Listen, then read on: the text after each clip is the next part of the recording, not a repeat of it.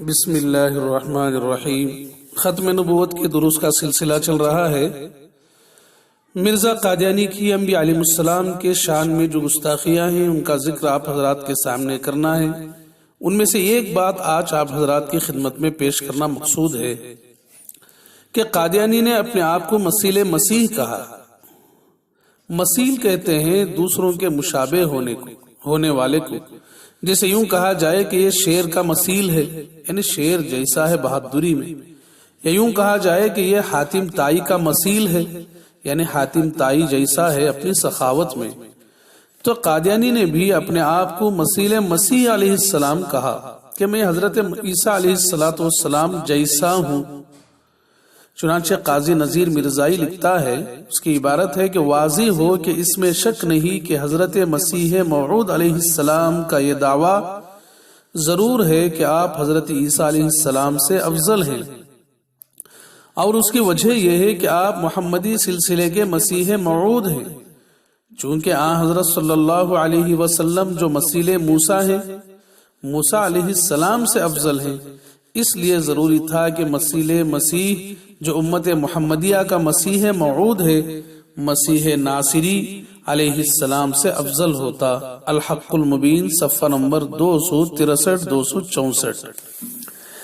اس میں اس قادیانی نے مرزائی نے قاضی نذیر نے دو باتیں کہی ہیں۔ ایک بات اس نے کہا ہے کہ مرزا قادیانی حضرت عیسیٰ علیہ السلام جیسا ہے، تو یہ خود بہت بڑی گستاخی ہو گئی حضرت عیسیٰ علیہ السلام کی شان میں کہ ایک معمولی آدمی جسے صحیح اور سقیم کا فرق تک معلوم نہیں ہے، اچھے اور برے کی پہچان تک نہیں ہے، ایسا آدمی اگر اپنے آپ کو عیسیٰ علیہ السلام جیسا قرار دے تو اسے کیا کہا جائے؟ پاگل کہا جائے یا انسان کہا جائے، ہوشیار انسان کہا جائے؟ تو اس میں اس نے ثابت کرنا چاہا ہے کہ جو بھی مسیل ہوتا ہے وہ افضل ہوتا ہے اس سے جس کا یہ مسیل ہوتا ہے۔ چنانچہ اس نے ایک دلیل گھڑی۔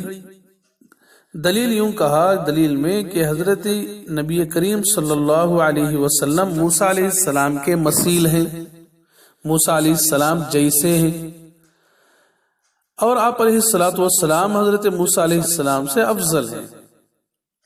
تو اس واسطے یہاں سے یہ دلیل ملی کہ جو بھی مسیل ہوگا وہ افضل ہوگا۔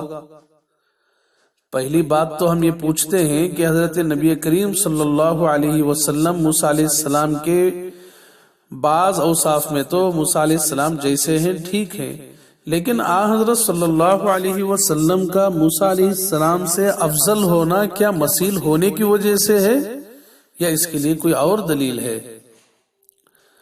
آپ کی افضلیت کی وجہ تو یہ نہیں، بلکہ آپ بہت سے امور میں تمام انبیاء سے اعلیٰ اور افضل ہیں۔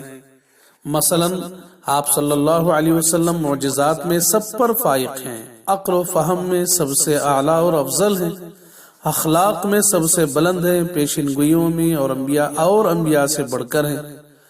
اور اصل بات یہ ہے کہ دیگر انبیاء علیہ السلام اپنی امتوں کے لیے نبی تھے، لیکن نبی کریم صلی اللہ علیہ وسلم اپنی امت کے لیے بھی نبی ہیں اور دیگر انبیاء کے لیے بھی نبی ہیں، تو آپ نبی الانبیاء بھی ہیں۔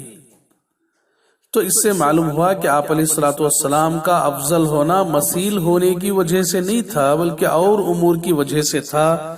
تو ان کی یہ دلیل ٹوٹ گئی، ختم ہو گئی، جیسے کہ وہ بالکل اپنے سارے دلائل میں کمزور ہوتے ہیں، اس دلیل میں بھی ان کا کمزور ہونا معلوم ہو گیا کہ نبی کریم صلی اللہ علیہ وسلم موسیٰ علیہ السلام سے افضل اس واسطے نہیں کہ وہ موسیٰ علیہ السلام سے مسیل ہے۔